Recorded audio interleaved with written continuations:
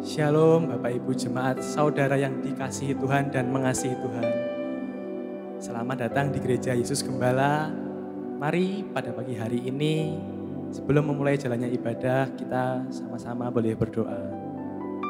Mari kita semuanya berdoa. Terima kasih Tuhan atas segala berkat penyertaan-Mu sampai pada pagi hari ini. Terima kasih Tuhan. Terima kasih. Tuhan Yesus, ampuni setiap dosa-dosa dan kesalahan kami. Tuhan Yesus yang berkati setiap kami Tuhan, jamah hati kami Tuhan. Tuhan juga yang berkati ibadah ini, mulai dari awal, pertengahan, hingga akhirnya. Biarlah kuasa Tuhan dan urapan-Mu yang mengurapi setiap kami Tuhan, yang menjamah setiap kami. Terima kasih Tuhan, kami sudah berdoa mengucap syukur. Haleluya, amin.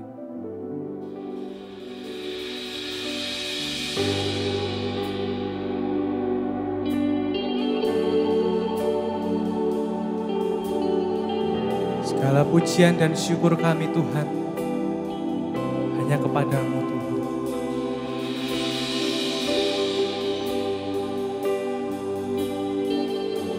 Terima kasih, terima kasih.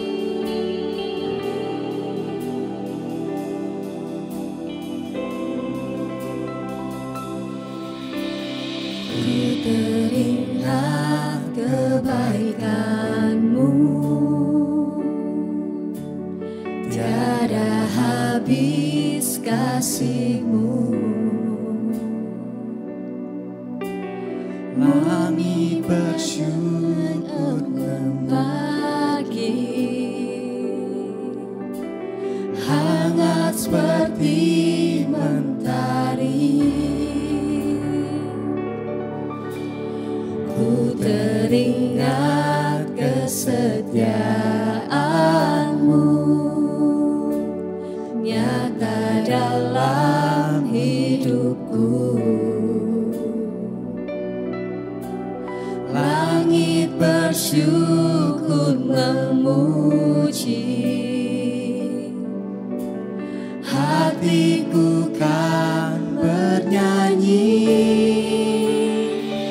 Amanku bersama-Mu,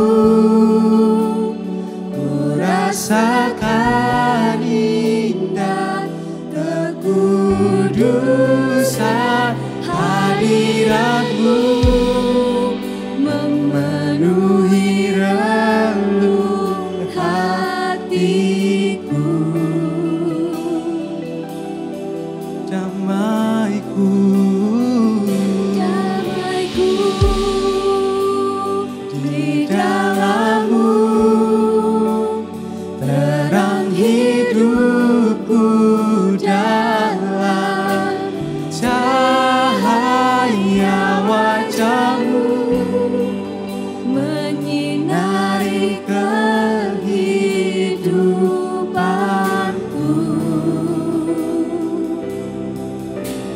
Yesus perisaiku,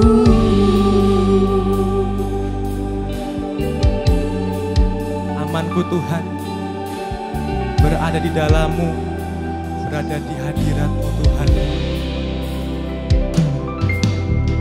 ku teringat kebaikan-Mu,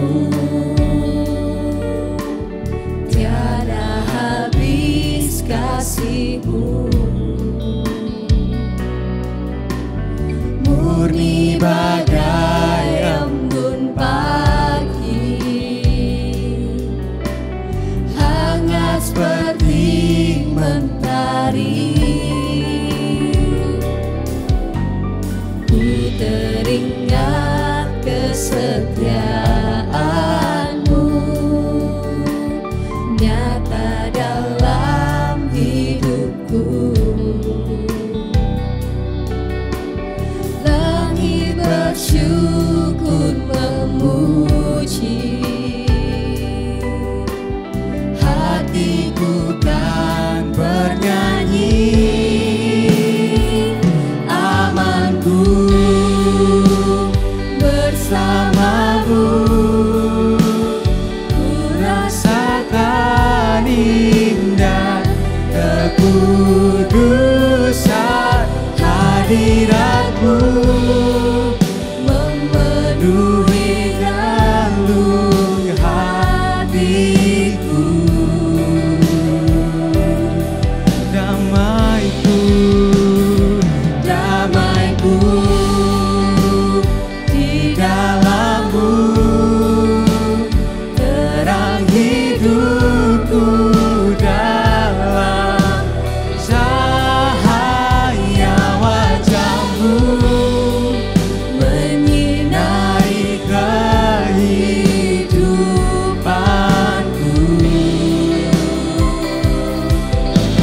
Yesus perisaiku.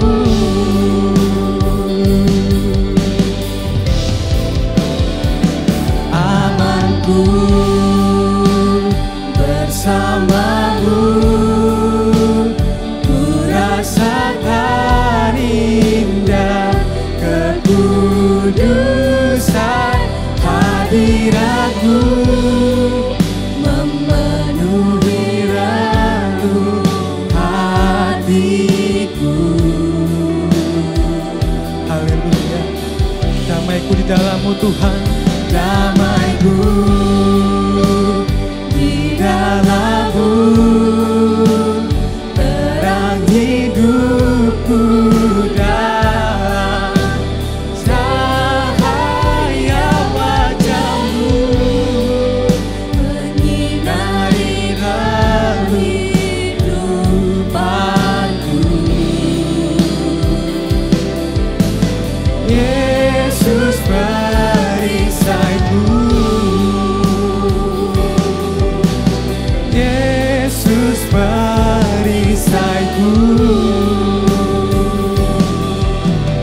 Yesus perisaiku.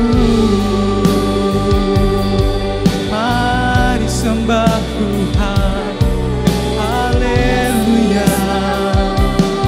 Semangat boleh menyembah Tuhan, merasakan hadirat Tuhan. Haleluya, terima kasih. Amanku di dalam-Mu, haleluya. Kau sungguh baik bagiku, terima kasih. Ku sembah-Mu, ku tinggikan nama-Mu, haleluya, haleluya. Terima kasih, terima kasih Tuhan.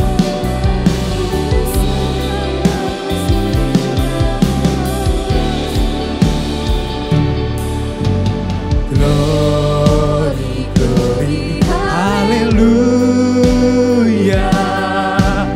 Glory, glory, haleluya.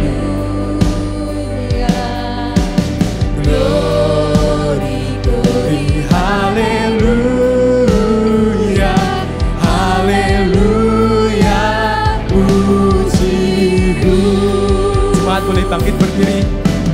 Glory, glory, haleluya. Sembah Tuhan, sembah Tuhan. Dengan kesungguhan hati kita menyembah Tuhan. Glory, glory, haleluya. Haleluya, puji-Mu.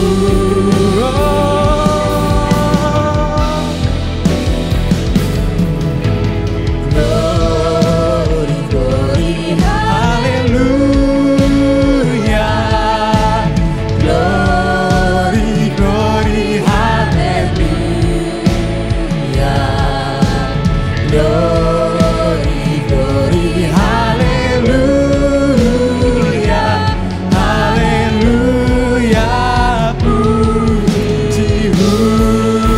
Sembah Tuhan. Glory, haleluya.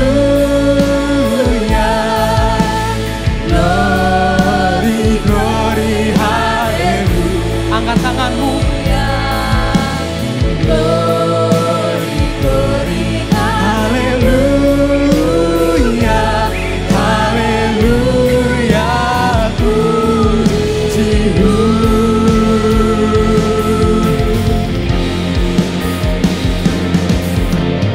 Glory, glory, haleluya. Glory, glory, haleluya. Rasakan jamahan Tuhan, rasakan lawatan Tuhan. Glory, haleluya. Haleluya, puji.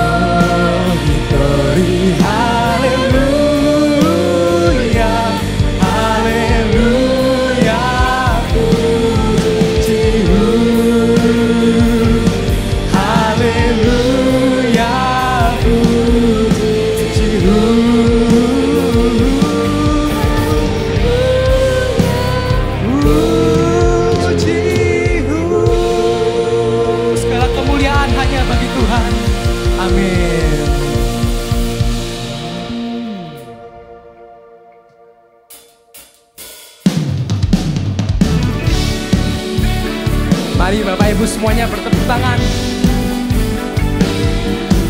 Mari kita bersorak-sorai menyembah Tuhan dengan sukacita. Haleluya. Segala puji syukur hanya bagi-Mu Tuhan, sebab Kau yang layak dipuja. Kami mau bersorak tinggikan nama-Mu. Haleluya. Soraklah, Soraklah, haleluya. Soraklah, haleluya. Haleluya.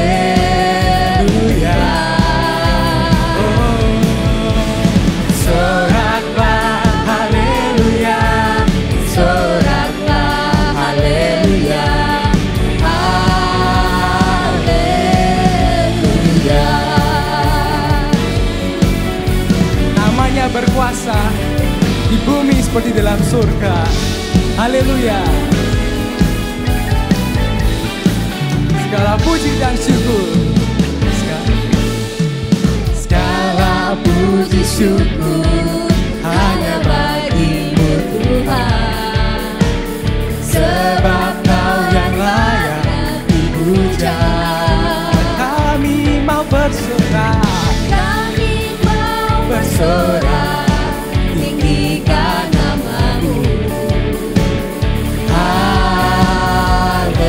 Haleluya. semuanya angkat tangan menyembah Tuhan. Soraklah, haleluya. Soraklah, haleluya. Haleluya. Soraklah, haleluya. Soraklah, haleluya. Haleluya. Soraklah, haleluya. Soraklah, haleluya. Haleluya.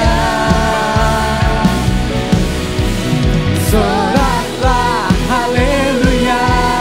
Soraklah, haleluya. Haleluya. Soraklah, haleluya. Soraklah, haleluya. Semua bertepuk tangan. Haleluya. Sembah Tuhan. Haleluya. Soraklah, haleluya. Soraklah, haleluya. Haleluya.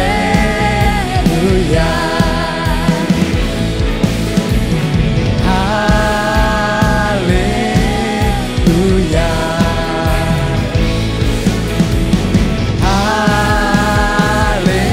Haleluya. Haleluya. Segala kemuliaan hanya bagi Tuhan. Amin.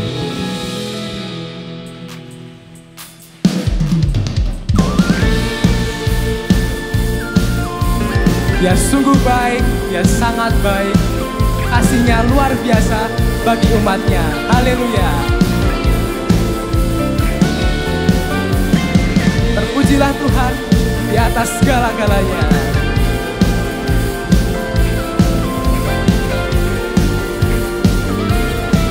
Mari semua Tuhan nyanyikan. Dia mati bagiku, Dia bangkit bagiku. Dia Tuhan Allah penyelamatku. Kuasa maut dikalahkan, hidupku dipulihkan. Dia Tuhan Allah pengamanku. Dia sungguh baik, Dia sangat baik. Yesus, Dia baik bagiku.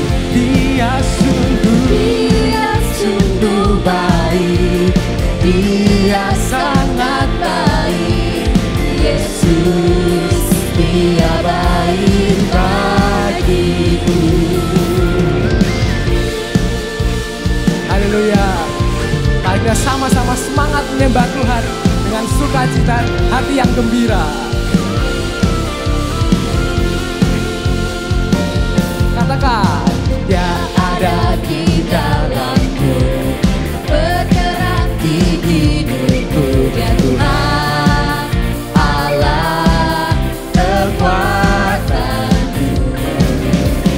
Dia penuhi hatiku dengan kuasa kasih-Nya. Dia Tuhan Allah penyelamatku. katakan, Dia sungguh baik, Dia sangat baik.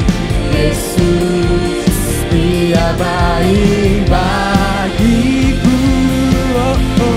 Dia sungguh baik, Dia sangat baik. Yesus, Dia baik bagiku. Dia sungguh baik, Dia sangat baik. Yesus, Dia baik bagiku. katakan, dia sungguh baik. Dia sungguh baik, Dia sangat baik. Yesus, Dia sungguh baik, Dia sangat baik. He is so good to you. He is so good to you. He is so good to me. Jesus, He's so good to you and me. He is so good to you. He is so good to me. Jesus, He's so good to you and me. Jesus, He's so good to you and me. Jesus, He's so good to you and me. Haleluya. Bapak Ibu boleh duduk kembali.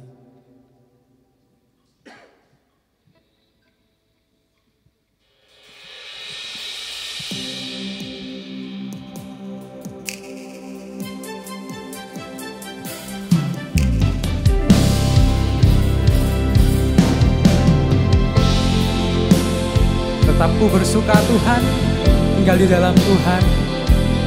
Kaulah sumber kedamaianku Tuhan, Kaulah kekuatanku Tuhan, Kau penyejuk hatiku. Terima kasih Tuhan.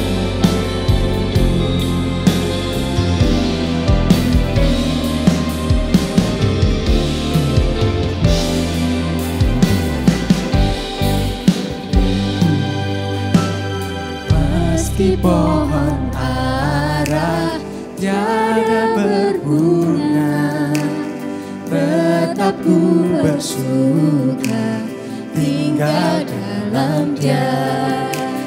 Kala pohon zaitun mengecewakan, tetap ku kan bersorak memuji Tuhan. Kau Allah kekuatan, sumber kemenangan, tetap ku sembahmu di tengah badai taufan.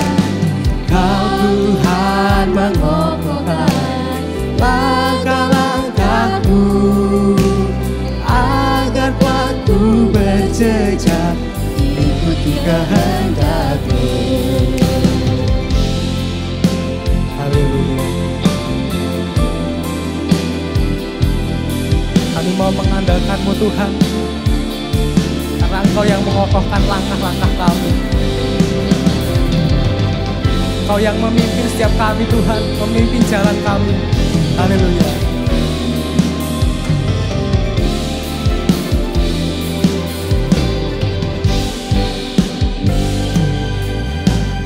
Meski pohon ara tiada berbunga, tetap ku bersuka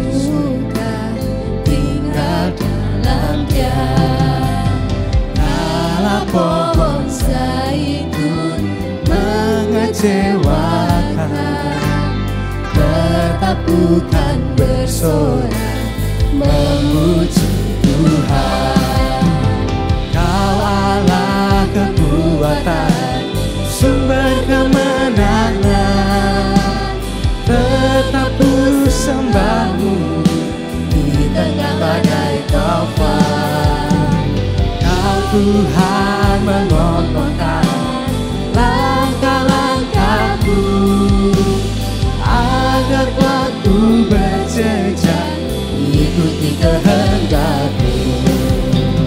Kau Allah kekuatan, sumber kemenangan, tetap ku sembahmu di tengah badai taufan. Kau Tuhan mengokohkan langkah-langkahku, agar waktu berjejak ikuti kehendak-Mu. Kau Allah kekuatan, sumber kemenangan, tetap ku sembahmu Di tengah badai taufan, Kau Tuhan mengokohkan langkah-langkahku, agar aku berjejak ikuti kehendak-Mu. Agar waktu berjejak ikuti kehendak-Mu. Agar waktu berjejak ikuti kehendak-Mu.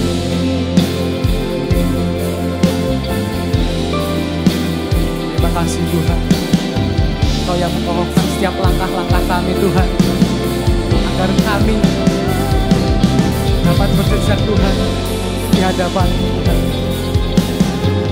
Kami semua mengandalkan-Mu Tuhan. Haleluya.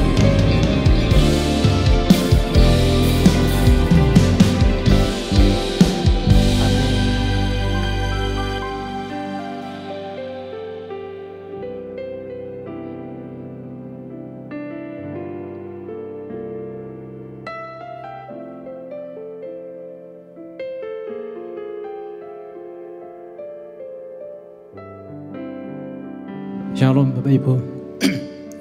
Mari kita berdoa sebelum kita mulai dengan firman Tuhan. Tuhan Yesus, Bapa yang di surga, terima kasih untuk hari ini. Terima kasih Engkau izinkan kami semua anak-anak-Mu berkumpul di dalam gereja-Mu Yesus Gembala. Sebentar kami akan belajar sebagian dari firman-Mu. Berkati setiap kami dengan tanah hati yang subur. Sehingga saat benih firman-Mu ditaburkan, maka hati kami akan terima firman-Mu ini, sehingga firman-Mu akan bertumbuh di dalam kehidupan keseharian kami sekalian, menghasilkan sesuatu yang baik, yang berkenan dan indah di hadapan Engkau. Terima kasih Tuhan, di dalam nama Tuhan Yesus Kristus kami semua anak-anak-Mu berdoa, mohon mengucap syukur. Amin.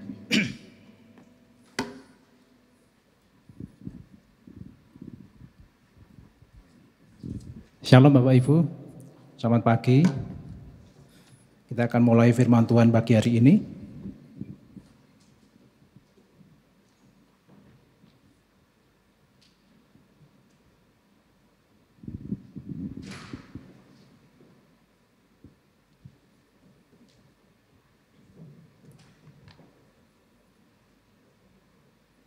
Puji Tuhan.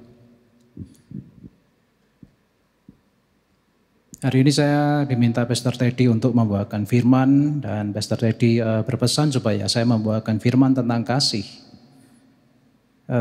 Tadi malam saya teringat ketika saya masih seumuran SMP, belasan tahun, di Magelang ini ada sebuah toko yang unik. Toko ini toko sembako, dan selalu toko ini ramai luar dan dalam. Maksud saya ialah di luar ramai dengan pembeli, tapi di dalamnya ramai dengan om dan tante pemilik toko ini ribut satu dengan yang lain. Bahkan tidak jarang baik om maupun tante ini saling melontarkan umpatan. Salah satu yang saya ingat pasti suatu ketika saya lewat, om atau tante ini pernah bilang, "Wow, mereka bertengkar," dan salah satu kata-kata yang masih saya ingat sampai sekarang ialah mereka mengatakan satu dengan yang lain, "Matamu." Nah, seperti itu. Bahkan tidak sampai di situ aja, si om ini menjawab, matamu semplak. Nah dari situ, saya sebetulnya mau ketawa kalau teringat masa lalu ini. Tokonya ramai, tapi apa yang terjadi di toko itu mencerminkan kehidupan keseharian dari keluarga om dan tante ini. Nah, tidak terasa tahun ini tahun 2024. Akhir tahun nanti pernikahan saya dengan istri akan menginjak usia pernikahan ke-25. Dan sepanjang yang saya ingat, saya dan istri sangat jarang sekali bertengkar. Mungkin kalau dihitung nggak sampai 5 kali kita bertengkar satu dengan yang lain. Nah tapi ada juga sih, om dan tante ini cukup tua, dan dia sampai akhir hidup tantenya mereka tidak bercerai. Tapi apakah keluarga yang seperti ini yang di dalamnya penuh dengan pertengkaran yang kita inginkan? Atau kita menginginkan keluarga yang penuh dengan damai dan sejahtera? Saya cari di Alkitab tadi malam, apa sih yang Tuhan katakan tentang seorang yang memiliki kasih dan hidup dengan damai? Apakah ada? Ternyata ada satu judul perikop yang judulnya adalah kasih dan damai. Mari Bapak Ibu kita buka Alkitab kita di 1 Petrus pasal 3 ayat 8 sampai 12. Judul perikopnya luar biasa, kasih dan damai. Saya akan bacakan untuk Bapak Ibu sekalian. Dan akhirnya hendaklah kamu semua seia sekata, seperasaan, mengasihi saudara-saudara, penyayang dan rendah hati. Dan janganlah membalas kejahatan dengan kejahatan atau caci maki dengan caci maki. Tetapi sebaliknya, hendaklah kamu memberkati, karena untuk itulah kamu dipanggil untuk memperoleh berkat. Sebab siapa yang mau mencintai hidup dan mau melihat hari-hari baik, ia harus menjaga lidahnya terhadap yang jahat dan bibirnya terhadap ucapan-ucapan yang menipu. Ia harus menjauhi yang jahat dan melakukan yang baik. Ia harus mencari perdamaian dan berusaha untuk mendapatkannya. Sebab mata Tuhan tertuju kepada orang-orang benar dan telinganya kepada permohonan mereka yang minta tolong. Tetapi wajah Tuhan menentang orang-orang yang berbuat jahat. Ternyata inilah yang firman Tuhan katakan tentang kasih dan hidup damai. Kasih dan damai selalu menjadi satu paket. Orang yang bisa melakukan kasih dengan sepenuhnya, firman Tuhan katakan dia akan memperoleh damai. Tetapi untuk mendapatkan damai bukan semata-mata terjadi begitu saja. Ternyata orang yang ingin hidup damai harus mengusahakan perdamaian itu. Yang pertama, supaya kita bisa memperoleh hidup berumah tangga atau bahkan kehidupan keseharian yang damai, kita harus memiliki kata sepakat di antara keluarga. Nah, seia sekata atau sepakat. Saya teringat betul ketika saya awal-awal berumah tangga, saya dengan istri bersepakat seperti ini. Ini contoh sepakat ya. Besok kalau kita berumah tangga, kita married dan kita punya anak, kita harus sepakati satu hal, bahwa ketika kita memarahi anak kita, jangan satupun di antara kita membela anak kita. Kita harus satu kata, satu tujuan. Jadi ketika kamu marah, aku nggak akan membela anakku. Tetapi tolong ketika aku marah, jangan kamu bela anakku juga, anakmu. Supaya apa? Supaya kita memiliki wibawa di depan anak-anak kita. Supaya kita satu jalan, supaya kita satu kata, supaya kita ini satu tujuan. Itu yang kita lakukan, ini adalah contoh sepakat. Nah bagaimana orang bisa bersepakat? Suami istri bisa bersepakat ketika mereka atau dua orang ini memiliki komunikasi yang baik. Untuk memiliki komunikasi yang baik, satu hal yang harus dilakukan, yaitu kesediaan untuk mendengarkan pasangan kita. Suami dan istri nggak akan bisa sepakat kalau dia hanya menekankan keinginannya sendiri tanpa mendengarkan keinginan orang lain atau istrinya atau suaminya sama-sama. Kunci dari sepakat ialah membuka hati untuk mau mendengar dan bahkan menerima pendapat pasangan kita. Kalau kita hanya mau menang sendiri, nggak akan pernah kita ada kata sepakat. Ini baru contoh yang sepele. Sepakat atau seia sekata memerlukan suatu komunikasi yang erat. Kita harus terbuka hati ke hati dengan satu yang lain. Kalau ada komplain satu dengan yang lain, ya lebih baik dikomunikasikan, dibicarakan, jangan hanya dibiarkan. Nah, yang kedua, supaya kita bisa memiliki keluarga yang damai, dikatakan oleh firman Tuhan, hendaklah kamu seperasaan. Nah, seperasaan ini yang dimaksud ialah kita menjaga perasaan pasangan kita. Nah, suatu ketika begini, saya dan istri ini orang yang bekerja secara sekuler. Di dalam pekerjaan kami, baik saya dan istri seringkali bertemu dengan banyak orang, dan seringkali kami bertemu dengan lawan jenis kami. Ya, saya seringkali berurusan dengan bank, di mana biasanya kalau di bank itu baik teller, CS ataupun apapun, lebih banyak wanitanya daripada pria. Nah, karena saya selalu menjaga perasaan istri saya tentu tahu ketika saya berinteraksi dengan lawan jenis saya, dan saya terlalu dekat, tentu perasaan istri saya nggak enak. Demikian juga sebaliknya, ketika istri saya dia berinteraksi karena pekerjaan dengan lawan jenisnya, dia menjadi terlalu akrab, saya pun akan memiliki perasaan yang nggak enak. Jadi seperasaan itu adalah tentang bagaimana kita menjaga perasaan satu dengan yang lain.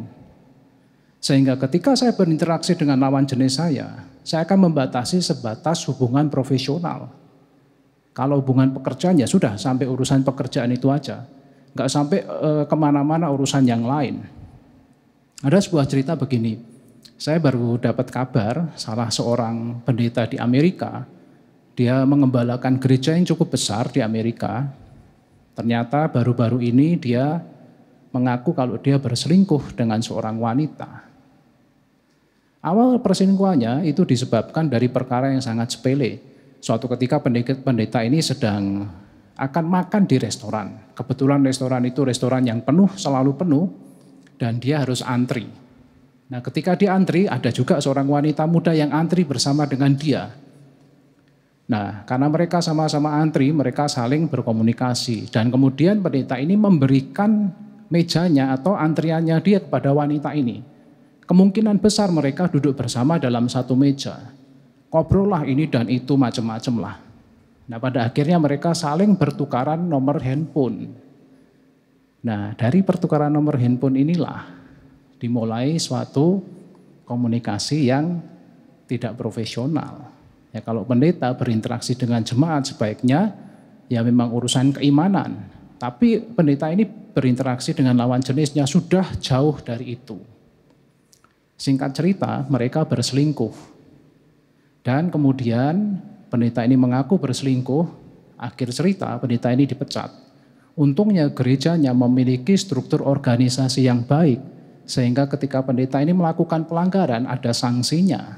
Pendeta ini dipecat, nama baiknya tercemar, dan mungkin jemaatnya juga tercerai-berai. Nah, inilah akibatnya kalau orang nggak bisa menjaga perasaan pasangannya. Saya dengan istri memiliki satu kebiasaan, handphone kami ada passwordnya. Tapi saya dengan istri sama-sama tahu password masing-masing. Dan saya nggak pernah keberatan sama sekali ketika istri saya membuka handphone saya. Handphone saya open bagi istri saya. Dan juga bagi anak saya bahkan. Ketika mereka mau lihat, saya dengan senang hati saya kasihkan nih. Mau lihat chat saya, oke. Mau lihat file folder saya, nggak ada yang saya sembunyikan. Nggak ada yang saya kunci. Karena saya tahu seorang wanita membutuhkan rasa secure atau merasa aman. Sebagai seorang suami saya bisa memberikan rasa aman itu ketika saya mau terbuka dengan istri saya. Ketika dia mau lihat handphone oke. Ketika dia mau bercerita tentang sesuatu dan saya tidak boleh menceritakan kepada orang lain, oke akan saya simpan. Ini berbicara tentang menjaga perasaan. Mungkin kita nggak sadari kalau selama ini kita bertengkar dengan pasangan kita, atau bahkan mungkin kita bertengkar dengan anak-anak kita karena kita nggak bisa menjaga perasaan mereka. Selalu yang kita pentingkan adalah aku, dan aku. Tapi hari ini firman Tuhan katakan, sebuah keluarga jika menginginkan kedamaian harus seia sekata, harus seperasaan. Seperasaan ini berbicara tentang bagaimana kita menjaga perasaan pasangan kita. Bagaimana kita menjaga sikap kita di luar kehidupan keluarga kita. Lanjut, seterusnya.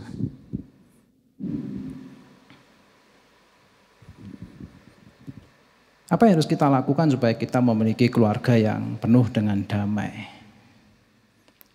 Yang ketiga adalah firman Tuhan katakan begini, dan akhirnya hendaklah kamu semua seia sekata, seperasaan, mengasihi saudara-saudara, penyayang dan rendah hati. Kita harus cek juga di dalam hidup kita, dalam keluarga kita. Apakah kita mengasihi keluarga kita? Mengasihi seringkali berbicara tentang pengorbanan. Ketika Tuhan menyatakan kasih-Nya pada manusia, Dia mengorbankan. Siapa yang Dia korbankan? Anaknya yang tunggal. Tuhan Yesus Dia korbankan untuk menebus dosa-dosa kita. Ini adalah contoh kasih yang paling dalam. Nah, sama seperti ketika kita berkeluarga, seorang pria yang menjadi ayah, menjadi orang tua, menjadi suami, dia harus siap berkorban untuk keluarganya. Kadang-kadang orang tua itu berkorban demi anak-anaknya tanpa anak-anaknya sadari, tanpa anak-anaknya diberitahu. Kita seringkali mengorbankan kepentingan kita demi kepentingan anak-anak kita. Makanya kalau kita menginginkan keluarga yang penuh dengan kedamaian, kita harus siap berkorban. Entah itu korban materi mungkin tidak seberapa, tapi seringkali juga korban perasaan. Seringkali juga mengorbankan prioritas kita, waktu kita. Kadang-kadang saya sulit mengorbankan waktu kita karena urusan pekerjaan. Tapi ketika saya nggak bisa mengorbankan waktu saya beruntung karena istri dan anak-anak saya bisa mengerti. Kemudian penyayang. Penyayang ini adalah suatu sifat. Bapak Ibu kalau ingin punya keluarga yang damai, cek perilaku Bapak Ibu. Apakah Bapak Ibu seorang penyayang? Cara mengeceknya sebenarnya mudah sekali. Penyayang itu kebiasaan. Kita bisa lihat seseorang itu penyayang atau bukan ketika dia memperlakukan binatang piaraannya. Nah, berbicara tentang binatang piaraan, saya punya cerita, papa mama saya ini punya 2 ekor anjing yang sangat mereka sayangi. Bahkan anak saya seringkali ngomong, papi, itu adiknya papi. Yang keempat dan kelima, yang ketiga dan keempat. Seringkali ngomong gitu loh, kok bisa? Itu ya papi, oma sama opa itu lebih sayang anjingnya daripada papi loh. Saya lagi kadang-kadang saya sadar, bener. Oh, anjingnya papa mama saya itu kalau dia enggak suka makan, papa mama saya ngambil makanannya disuapin. Seumur-umur saya mungkin disuapin ketika kecil. Ketika saya mungkin SD kelas sekian sudah enggak pernah disuapin. Enggak mau makan ya salahmu sendiri, dicuekin. Oh, tapi beda sama 2 anjing ini. Oh, ketika anjing ini sakit, mama saya paling bingung. Ya, sampai dibawa ke dokter ke Semarang, ke klinik. Diakupuntur, dari lumpuh sampai bisa berjalan. Ini sifat penyayang. Begitu perhatiannya dengan binatang piaraannya. Saya sampai kadang-kadang ketika anjing ini diakupuntur dari lumpuh dan bisa berjalan lagi, saya ngomong sama papa saya, papa, kayaknya dulu papa keliru berobat. Dulu mungkin papa jangan masuk ke Penang, operasi punggung.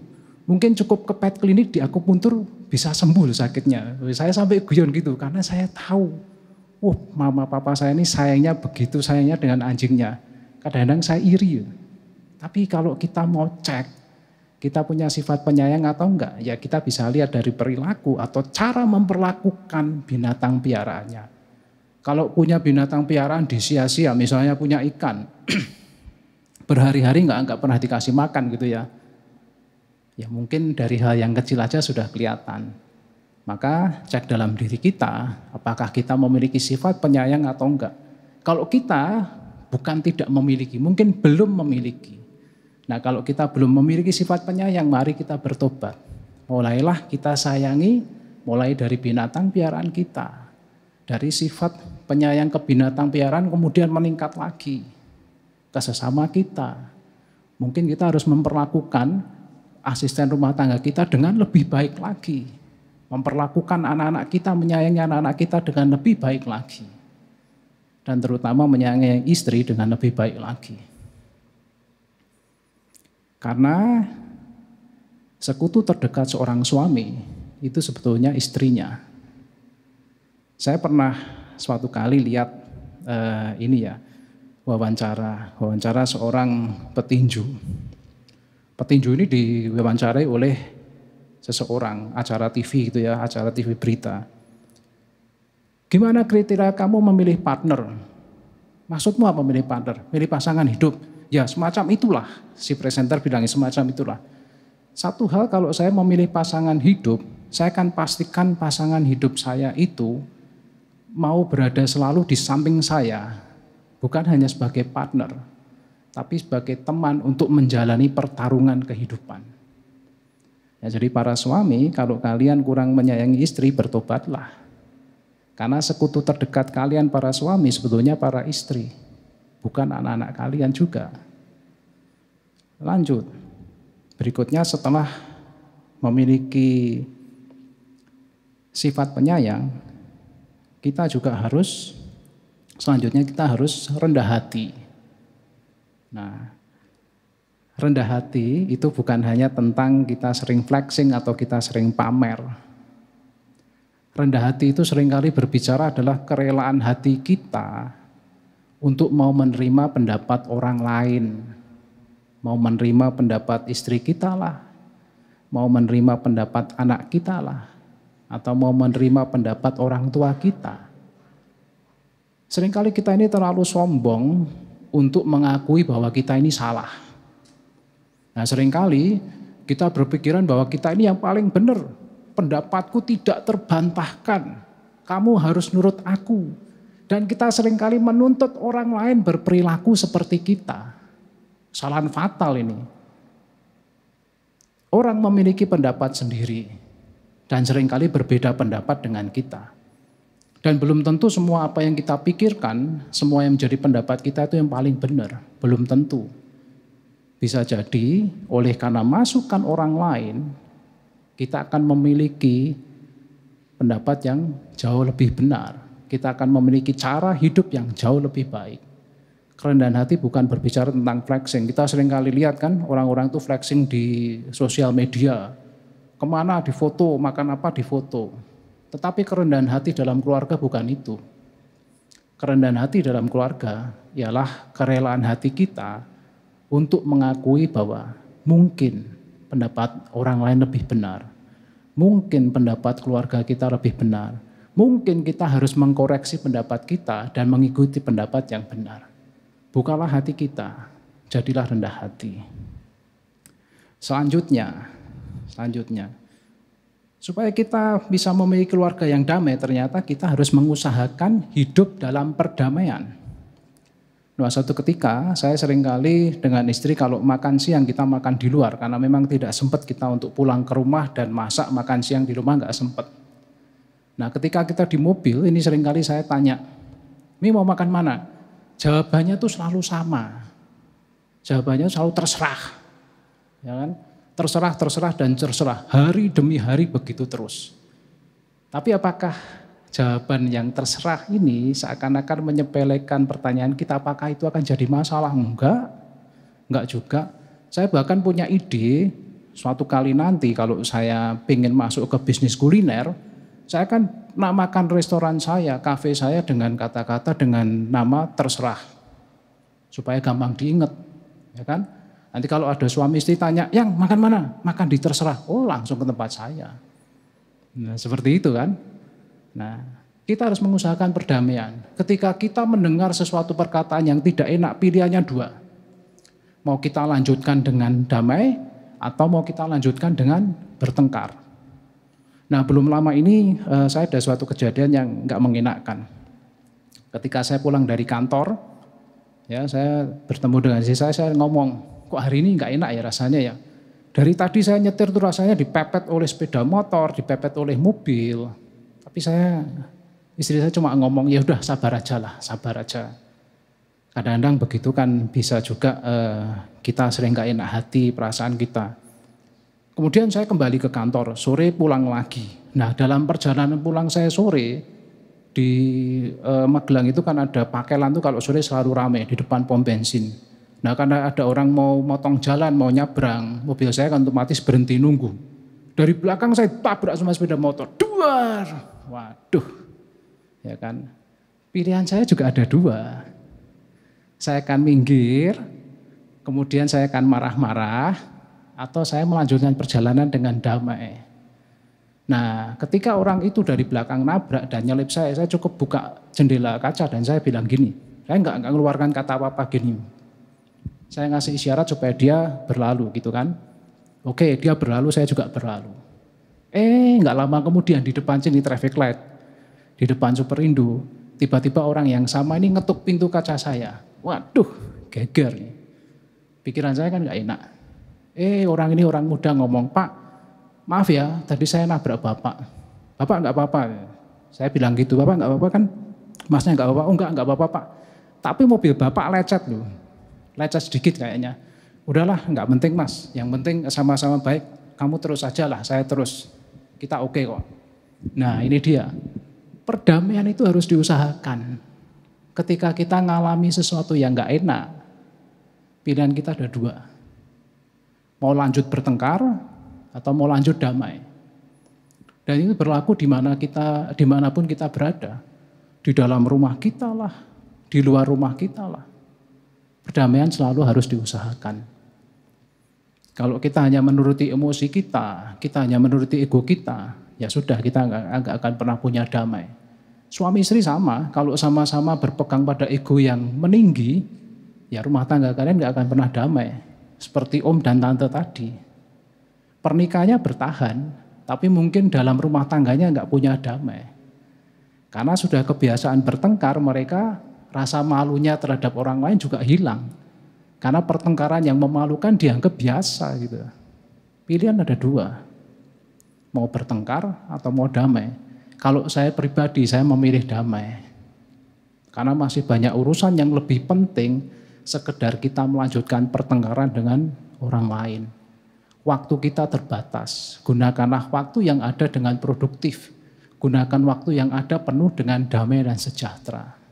Kita bisa ngomong kita punya kasih, tapi kalau tidak ada damai dalam kehidupan kita, jangan-jangan kita hanya merasa kita menjalankan kasih, tetapi sesungguhnya kasih tidak ngefek apa-apa di dalam kehidupan kita.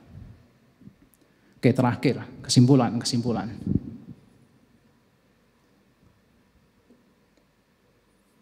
Saya akan tutup dengan ayat terakhir nih.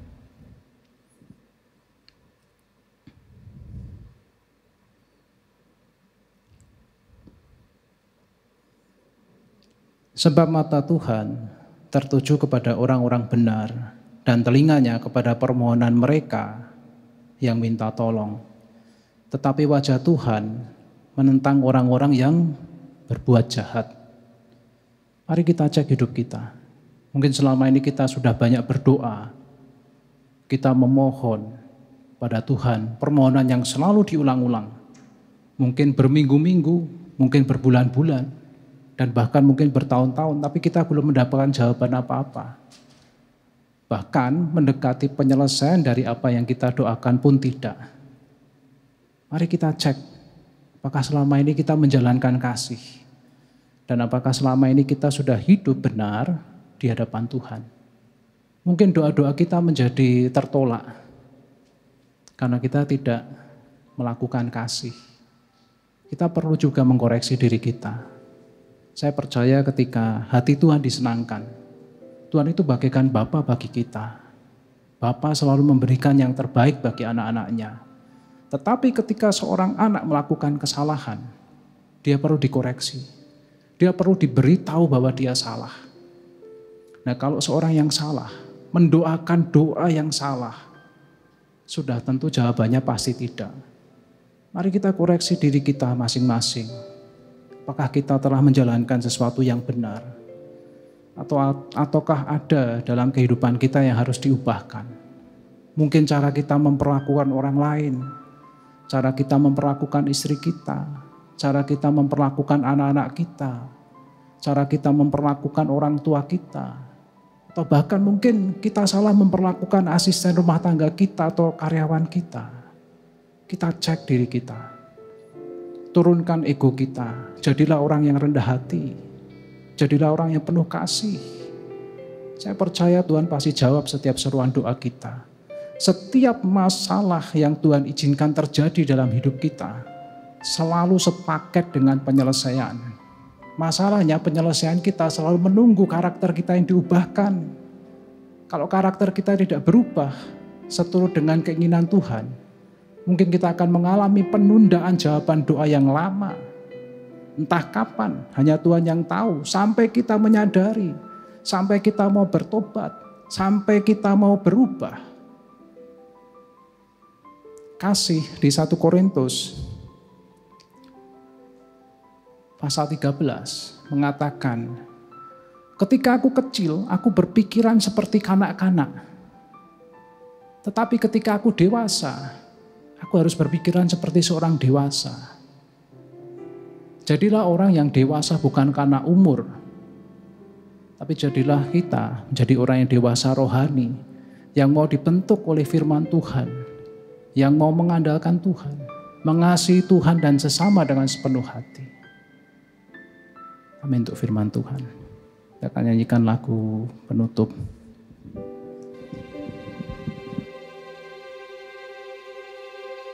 Bapak Ibu boleh bangkit berdiri.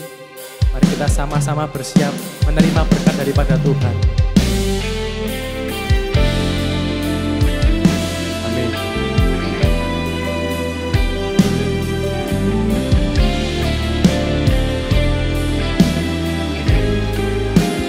Terima kasih Tuhan.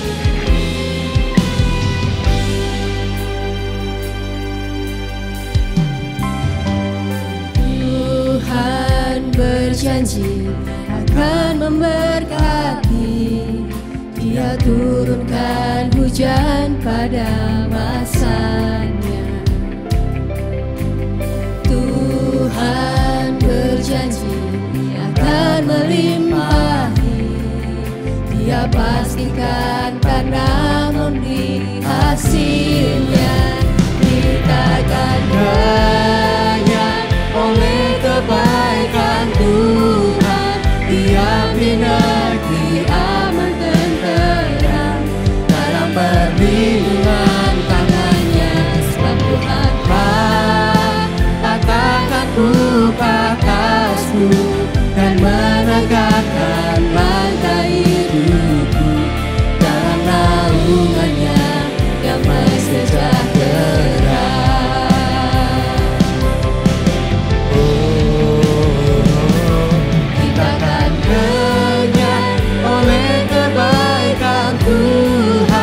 Diam di negeri aman dan tenang, dalam perlindungan tangannya. Satu angkat katakan buka atasku dan menegakkan langkah hidupku, dalam naungannya damai sejahtera. Dalam naungannya segala sukacita, selama-lamanya Tuhan Yesus berkati.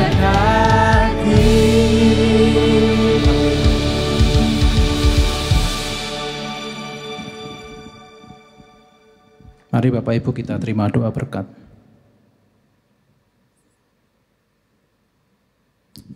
Kita akan angkat tangan kita. Dengarkan doa berkat ini bagi kita semua. Murid Yesus Gembala, terimalah berkat jasmani, jiwani, dan rohani dalam keluargamu, pekerjaanmu, studimu, pelayananmu, dan komunitasmu. Diberkatilah engkau dengan kehidupan yang kekal. Diberkatilah engkau dengan hikmat ilahi. Diberkatilah engkau dengan kekuatan dan pengharapan kekal. Diberkatilah engkau dengan kekayaan dan kemuliaan Allah. Diberkatilah engkau selalu dalam damai sejahtera dan sukacita. Diberkatilah engkau dalam terang, kasih dan iman sejati. Dialah Tuhan yang tidak berubah sekarang dan selamanya, yang menghadapkan wajahnya kepadamu dan menyertai engkau selamanya untuk memberitakan kabar baik sampai ke ujung dunia. Saudara-saudara yang Tuhan Yesus kasihi, pulanglah dan terimalah berkat anugerah dan pemeliharaan kekal dari Allah Bapa, berkat rahmat pemulihan dari Tuhan Yesus Kristus, berkat pertolongan dan penghiburan kekal dari Allah Roh Kudus. Di dalam kehidupanmu dari sekarang sampai Maranatha, Tuhan Yesus datang kedua kali dalam kemuliaan. Amin. Bapak Ibu, ibadah sudah berakhir. Silakan saat teduh. Tuhan Yesus berkati.